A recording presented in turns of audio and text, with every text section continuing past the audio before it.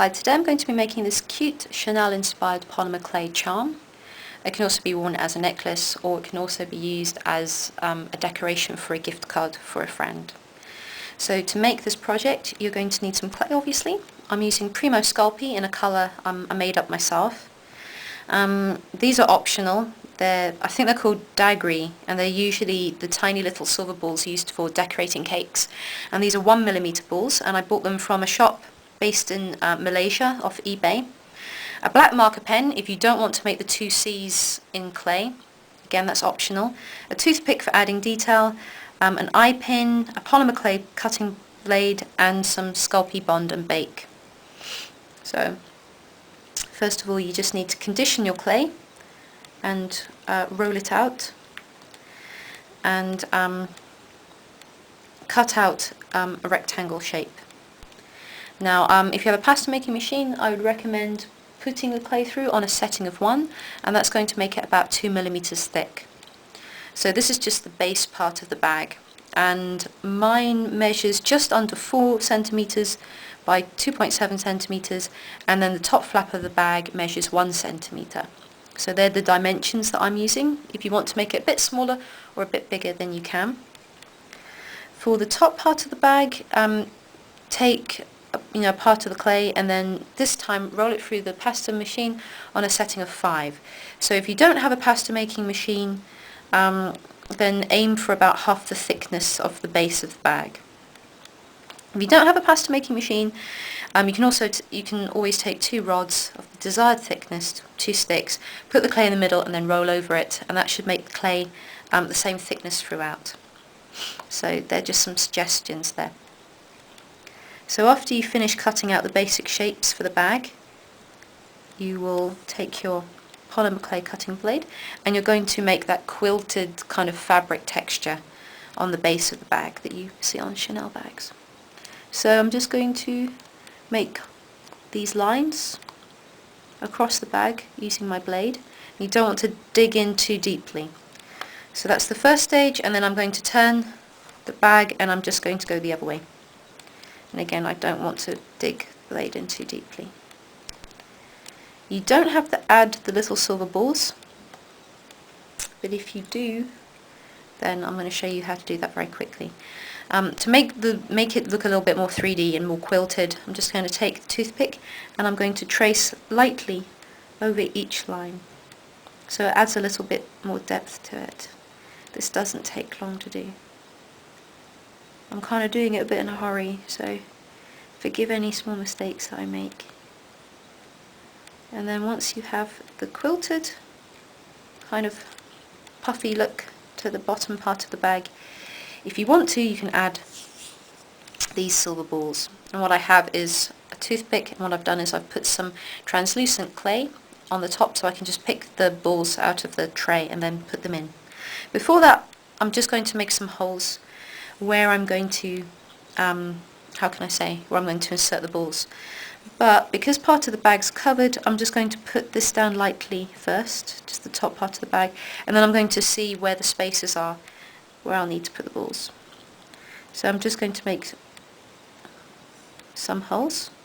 I'm not going to press too hard because I don't want really big holes in the bottom of the bag because it'll just look kind of clumsy. Then after that, I will remove the lid. The top part of the bag.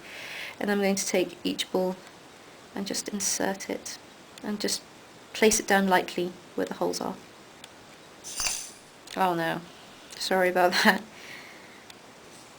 I'm a bit clumsy really, aren't I? When you finish filling in all the little holes, instead of pushing down the balls with your fingers, which doesn't really do much by the way, you take the top of the sorry, I'm losing my words here.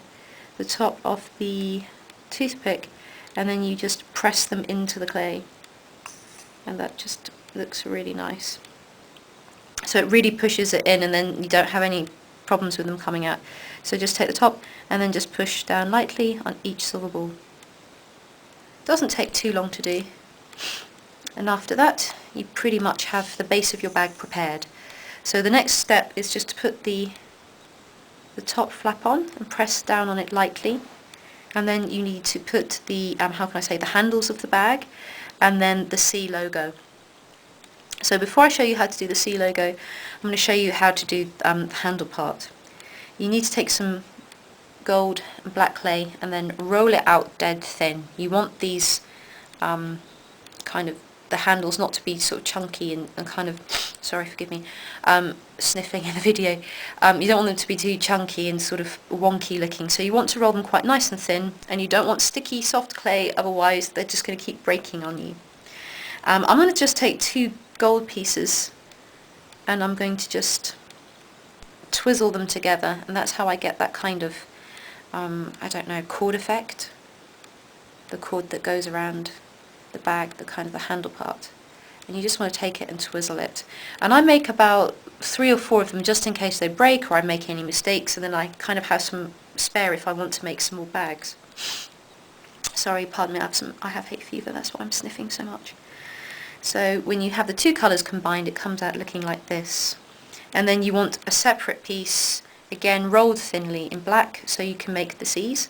If you don't want to do it in polymer clay, then as I suggested in the beginning, you can just use a marker pen to draw them in after it's baked.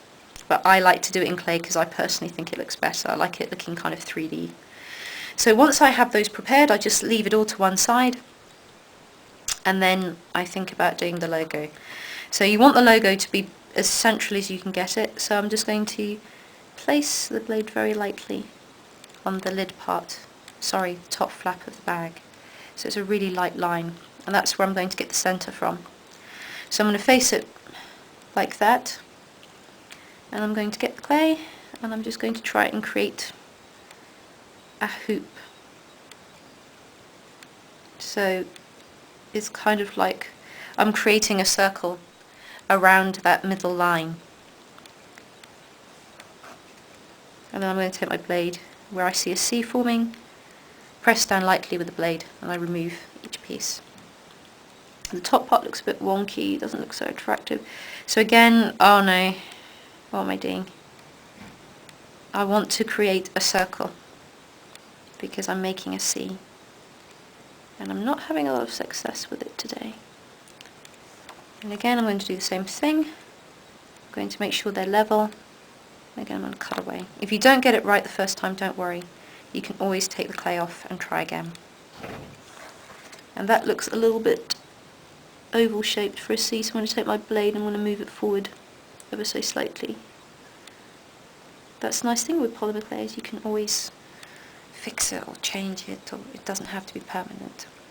So that's the first C. Again, if I'm not happy, I can always just cut a little bit more away with my blade, or I can just roll it off and start again. Then I'm going to turn it the other way. I'm going to take the cord again, and I'm going to aim for that line. I'm going to put the arch of the C on the line this time, that thin line that I've done in the middle. So that should work quite nicely. And again, you're always aiming for creating a circle. And the circle has to be the same size as the other circle, otherwise the C is going to look very wonky. And the C is looking a little bit wonky. So I'm going to help it with my blade to try and make it look a little bit rounder. And again, I want it to be in line with the other C. So I'm going to cut that piece away. And again, I'll push that down because I want it to be on the same line with the other C. And I'm going to cut more away. So it's not perfect, but I can't spend too much time on it because I'm doing a video. So there's a C, and it's not too shoddy looking, but I'm doing a little bit more quickly today, so obviously when you're making it, just take your time, and just make sure everything's put down really nicely. Then you want to take your twizzle, which is going to make the sort of the cord for the handbag, the handle, and you want to push it down lightly with your finger, and then it's getting a bit untwizzled. And you want to kind of make a lower loop that's almost touching the bottom of the bag. And then take your blade, make sure they're lined up nicely, push the blade down and remove that first piece of cord. So I'm going to pat down lightly with my finger, And then I'm going to repeat the same step, sorry I can't get my words out today, with another piece, and I'm going to take it and light gently on the top piece of cord, and again it's untwizzling on me, so I want to retwizzle it. There we go. You want to leave a small space between the top and the bottom. And again, I'm going to take my polymer clay cutting blade and I'm going to gently cut down on the cord. So that's pretty much the basic shape there. It doesn't look too bad. And the final step, if you want to make a charm or pendant, is you take your eye pin. I've taken a pair of pliers and I've cut it quite short. And then I'm going to insert it here. I think it will look good. Now take it out again, take my bond and bake, and then just coat it onto the bottom part of the pin so it will stay secure and it's not going to come out on me later. Kind of insert it again. Oops.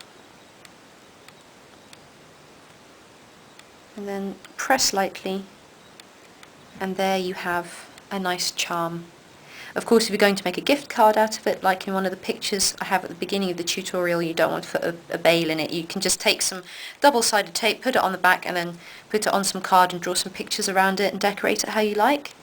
Yeah, if you'd like a tutorial for the other bag in the first photo I have on the video, then just leave a message below and I can do that for you.